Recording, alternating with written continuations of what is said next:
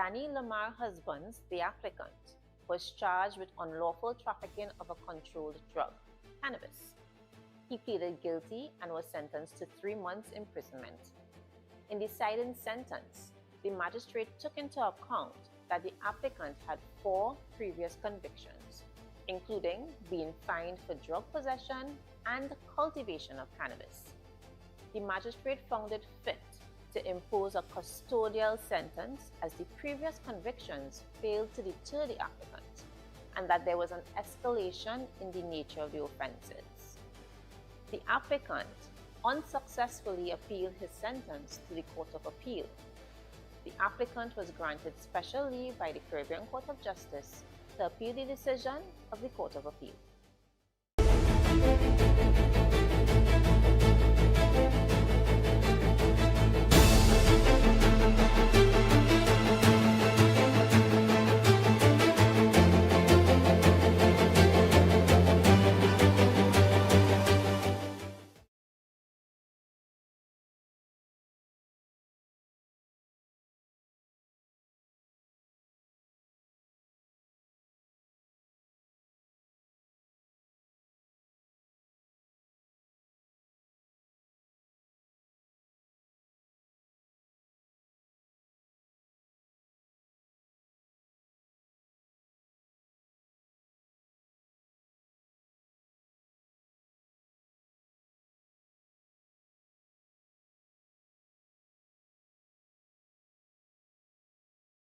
Good afternoon, Judge. Caribbean Court of Justice, Appellate Jurisdiction, an appeal from the Court of Appeal of Barbados, delivery of reserved judgment in CCJ Appeal BBCR number 1 of 2025 between Danny Lamar Husbands and the Commissioner of Police.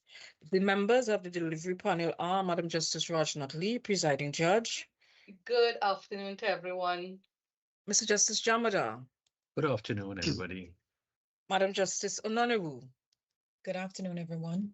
Mr. Justice Ebo Soji. Good afternoon, all. And Mr. Justice Balkan. Good afternoon, everyone. Counsel, may we have the appearances, please? Thank you. If it pleases this honorable court, I am Andrew Pilgrim, and I appear in this matter on behalf of the appellant in association with my learned friend, Mr. Marty Garnes. Thank you so much, Mr. Pilgrim.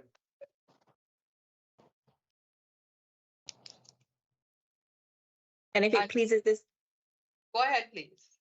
If it pleases this honorable court, Crystal Delaney appearing in association with Kevin Ford for the respondent. Thank you so very much. If it pleases the court, Rico Yearwood, State Counsel, appearing on behalf of the Attorney General of Barbados, who was amicus curiae in the matter.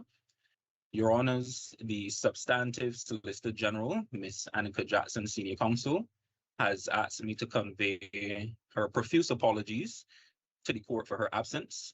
Since the conclusion of the last hearing of this matter, she took up the role of acting master of the High Court, hence her absence from the proceedings today. Thank you so very much, Ms. Yearwood. That is appreciated. And good afternoon once more to everyone. Today, we have set for the reserved judgment delivery of this matter. I wanted you to know just that the court appreciated and thanks you all for all the assistance that was given to us. I don't wish to point to any one person, but we thank the Attorney General for having come in as amicus curiae and to give us the sort of assistance that we got in this matter. This is a unanimous decision of the Caribbean Court of Justice. I will read a summary of the court's decision. This summary is not intended to be a substitute for the judgment of the court or to be used in any later consideration of the court's judgment. The appellant, Mr. Danny Lamar Husbands, pleaded guilty before magistrate to unlawful trafficking in a controlled drug after admitting that cannabis found by a police officer was in his possession for the purpose of supply. The cannabis comprised a relatively small quantity packaged in multiple smaller bags. The appellant had previous convictions, including convictions for cannabis-related offences. The magistrate regarded the appellant's criminal history as demonstrating an escalation in offending from possession to cultivation and ultimately to trafficking, and concluded that previous non-custodial sanctions had failed to deter him. On that basis, the magistrate imposed a custodial sentence of 3 months imprisonment. The Court of Appeal dismissed the appellant's appeal and affirmed the sentence. It held that the magistrate had properly considered the aggravating and mitigating factors of both the offense and the offender, including the quantity of cannabis involved and the appellant's previous convictions. The Court of Appeal accepted the magistrate's view that the appellant's offending had escalated over time and agreed that deterrence should play a significant role in determining the sentence. It therefore found no basis for interfering with the custodial sentence imposed. The appeal principally concerned whether the Court of Appeal erred in upholding the custodial sentence. In particular, the court had to determine whether the sentence complied with Section 35(2) of the Penal System Reform Act, and we will refer to that act later as the PSR Act. And that act provides that a custodial sentence shall be imposed where the offense is so serious that only such a sentence can be justified. The court also considered whether the lower courts improperly treated the appellant's previous convictions and failure to respond to earlier sentences as increasing the seriousness of the offense, contrary to Section 40 of the PSR Act. Whether the Court of Appeal failed to have regard to established sentencing practices in Barbados relating to small quantity cannabis offences, whether it contravened the established principles of horizontal stare decisis, and whether it erred in failing to obtain and consider a pre-sentence report.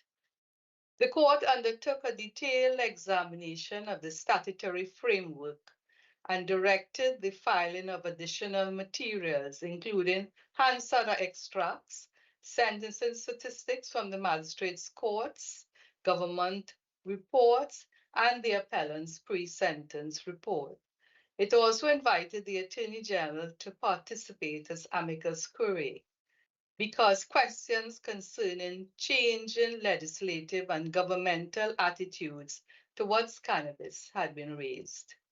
The court considered the legislative purpose of the PSR Act and concluded that it was enacted as part of a broader penal reform initiative designed to expand non-custodial sentencing options. Reviewing both Barbadian and comparative jurisprudence, the court emphasized that Section 35(2) of the PSR Act establishes a high threshold for imprisonment and requires a court to determine whether a custodial sentence was absolutely necessary. The court noted that for cannabis-related offenses in Barbados, sentencing courts generally favor non-custodial sanctions for cannabis trafficking involving smaller quantities, and that imprisonment in such cases had been comparatively rare. While recognizing those trends, the court stressed that sentencing must remain case-specific and declined to create any inflexible rule that small-scale cannabis trafficking should always attract a non-custodial penalty. The court concluded that both the magistrate and the Court of Appeal erred in their application of the PSR Act. It found that neither court undertook the analysis required by Section 35(2), namely whether the offense was so serious that only a custodial sentence could be justified. Instead, the lower courts focused principally on deterrence and the appellant's previous convictions. In relation to the appellant's previous convictions, the court held that Section 41 expressly prohibits treating an offense as more serious because of an offender's previous convictions. The court noted the jurisprudence in Barbados that the failure of the offender to respond to previous offenses must not be regarded as rendering the offense more serious. However, under Section 42, a sentencing court may take previous convictions into account when they reveal a relevant aggravating factor relating to the offense. Referring to the decisions of Harewood against R and Griffith against R, the court highlighted the important distinction between these two approaches. It concluded that the magistrate and the Court of Appeal fell into error in accepting that the appellant's previous convictions were relevant in determining whether a custodial sentence alone was justified. Further, under Section 37(4) of the PSR Act, where no pre-sentence report was obtained at first instance for a hybrid offense, an appellate court hearing an appeal against a custodial sentence is required to obtain and consider such a report. The court therefore held that the Court of Appeal erred by failing to obtain and consider a pre-sentence report. Having considered the statutory framework, the circumstances of the offense, and the relatively small quantity of cannabis involved, the court was not satisfied that the offense crossed the custody threshold. It therefore held that a custodial sentence was unjustified and allowed the appeal. The court quashed the sentence of imprisonment and substituted a non-custodial sentence by ordering that the appellant be placed on a bond to be of good behavior for a period of 6 months.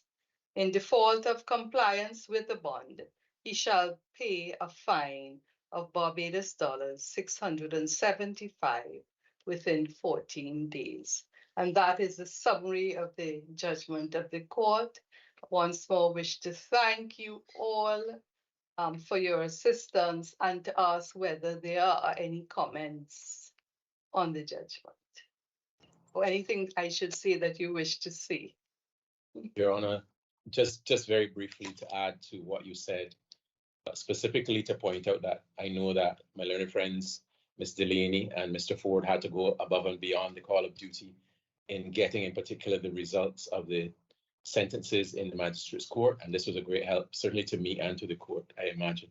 So I'm obliged to them as I am to the court. Thank you. And yes, thank you so much. And I do wish to express the gratitude of the court to Ms. Delaney and her staff and for obtaining those statistics for us. They were of great assistance. Thank you. If that is it, thank you so very much again. And I trust that you will all have a restful August and a much deserved break. We need it all. Madam Deputy Registrar, kindly close the matter. Thank you so much, Judge. Thank you, Madam Justice Georgian, please. Thank you, Mr. Justice Jamada. Thank you, Madam Justice Nono. Thank you, Mr. Justice Sebo Suji. And thank you, Mr. Justice Balkan. Thank you, Counsel. And thank you to the staff of the Caribbean Court of Justice. This court now stands adjourned. Good afternoon to all and be safe. Thank you so very much. Thank you so much. Good afternoon. Thank you.